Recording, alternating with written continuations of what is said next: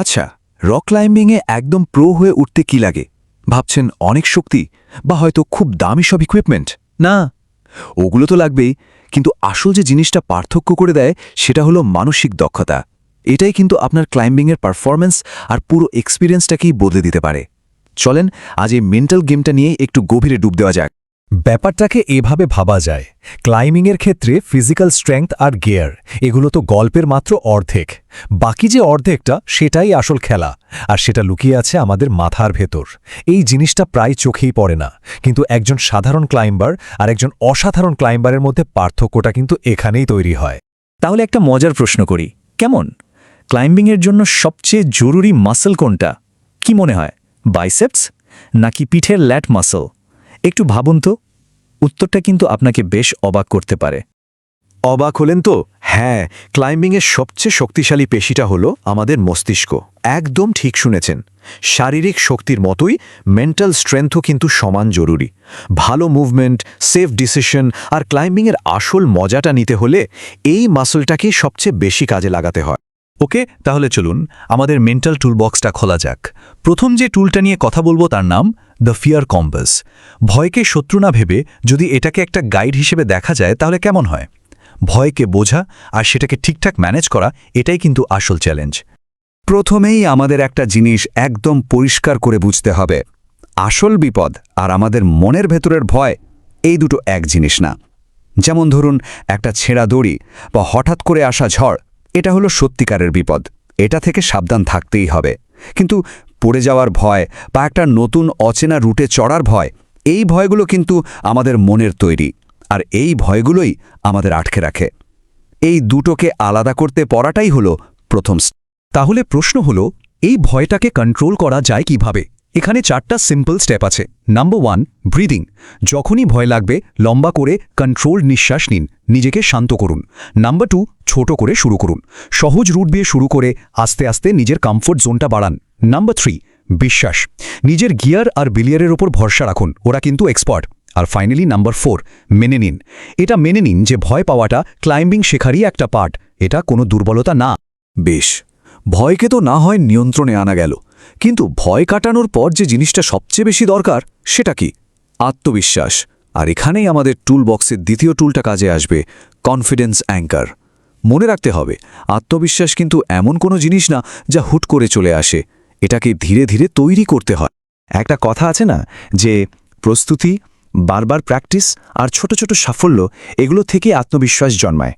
কথাটা একদম সত্যি। আত্মবিশ্বাস কিন্তু একদিনে তৈরি হয় না, এটা একটা প্রসেস। ঠিক যেমন করে জিমে মাসল বিল্ড হয়, এটাও ঠিক তেমনই।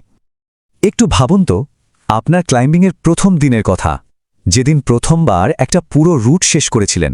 মনে আছে সেই ফিলিংসটা? ওইটাই হলো আত্মবিশ্বাস তৈরির প্রথম ইট।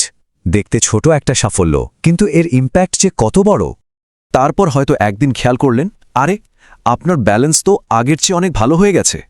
এটাও কিন্তু একটা ছোট জয়। এরকম প্রত্যেকটা ছোট ছোট টেকনিক্যাল ইমপ্রুভমেন্ট আপনার ভেতরের বিশ্বাসটাকে আরও শক্ত করে তোলে। আর ধরুন, যখন 1 মাসে 10 বার ক্লাইম করে ফেললেন, তখন কি হয়? দেয়ালের সাথে একটা অন্যরকম বন্ধুত্ব হয়ে যায়, তাই না? এই যে নিয়মিত প্র্যাকটিস, এটাই কিন্তু আত্মবিশ্বাসকে একদম গেঁথে দেয়। সোজা কথায়, রিপিটেশনই হলো আসল চাবিকাঠি। তাহলে একজন কনফিডেন্ট ক্লাইম্বারের অভ্যাসগুলো আসলে কি? দেখুন, তারা প্রথমে বেসিক টেকনিকগুলো একদম মাস্টার করে ফেলে। নিজের সাথে পজিটিভ কথা বলে, আমি এটা পারবো। তারা রেগুলারলি ক্লাইম্ব করে, আর হ্যাঁ, পড়ে গেলে লজ্জা পায় না, বরং সেটা থেকে শেখে, এটাকে একটা সুযোগ হিসাবে দেখে। ওকে, আমাদের টুলকিটের শেষ আর 3 নম্বর টুলটা হলো দ্য ফোকাস লেন্স। এটা আমাদের শেখায় যে কিভাবে ঠান্ডা মাথায় আর পরিষ্কার চিন্তা করে ক্লাইম্ব করার সময় আরও ভালো আর ফাস্ট ডিসিশন নেওয়া যায়। ওয়ালে ফোকাস ধরে রাখার জন্য কয়েকটা কৌশল কিন্তু দারুণ কাজে দেয়। যেমন, পুরো রুটটা নিয়ে একবারে না ভেবে জাস্ট পরের মুভটা নিয়ে ভাবুন, 1 step at a time. Climb শুরু করার আগে নিচ থেকে রুটটা ভালো করে পড়ে নিন। যখন চাপ বাড়বে তখন শান্ত থাকুন, দরকার হলে একটু থেমে রেস্ট নিয়ে আবার স্ট্র্যাটেজি ঠিক করুন। আর সবচেয়ে জরুরি, আপনার বিলিয়ারের সাথে ক্লিয়ার কমিউনিকেশন রাখুন। ক্লাইম্বিংয়ের জগতে একটা শব্দ খুব ব্যবহার হয়, ক্র্যাক্স মুভ। এর মানে হলো একটা রুটের সবচেয়ে কঠিন অংশ। আপনি যদি রুট রিড করার সময় এই ক্র্যাক্সটা খুঁজে বের করতে পারেন, তাহলে কিন্তু আপনি মেন্টালি ওই চ্যালেঞ্জটার জন্য আগে থেকেই রেডি থাকতে পারবেন। তাহলে আমরা দেখলাম ভয়কে সামলানো, আত্মবিশ্বাস তৈরি করা আর ফোকাস ধরে রাখা, এই 3টা মেন্টাল টুল নিয়ে আমরা কথা বললাম। এবার চলেন দেখি এই পুরো টুলকিটটা একসাথে কিভাবে আপনার ক্লাইম্বিংয়ের মাইন্ডসেটকে একটা নেক্সট লেভেলে নিয়ে যেতে পারে। তাহলে এক নজরে যদি পুরোটা দেখি, ফিয়ার কম্পাস আমাদের শেখাচ্ছে আসল বিপদ আর মনের ভয়ের মধ্যে পার্থক্যটা করতে। কনফিডেন্স অ্যাঙ্কার তৈরি হচ্ছে ছোট ছোট আর নিয়মিত সাফল্যের মধ্যে দিয়ে, আর ফোকাস লেন্স আমাদের সাহায্য করছে একবারে একটা মুভের উপর কনসেন্ট্রেট করতে।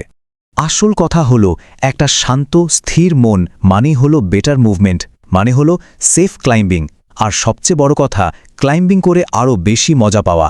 মনে রাখবেন, আপনার মানসিক অবস্থাটাই কিন্তু আপনার পারফরমেন্সের আসল ড্রাইভার। আর সবচেয়ে ইম্পর্ট্যান্ট যে কথাটা, সেটা হলো এই জিনিসগুলো কিন্তু কোনো জন্মগত প্রতিভা না, এগুলো প্রত্যেকটা এক একটা স্কিল। ঠিক যেমন ফিজিক্যাল স্ট্রেংথ বা টেকনিক প্র্যাকটিস করে বাড়াতে হয়, এই মেন্টাল স্কিলগুলোকেও কিন্তু নিয়মিত প্র্যাকটিসের মাধ্যমে আরও ধারালো করে তোলা যায়। শেষ পর্যন্ত ব্যাপারটা খুব সিম্পল। আপনার মন হয় আপনাকে নিচে টেনে নামানোর একটা নোঙর হতে পারে, অথবা আপনাকে উপরে তোলার একটা শক্তিশালী ইঞ্জিন হতে পারে। সিদ্ধান্তটা আপনার, আপনি কোনটা তৈরি করবেন।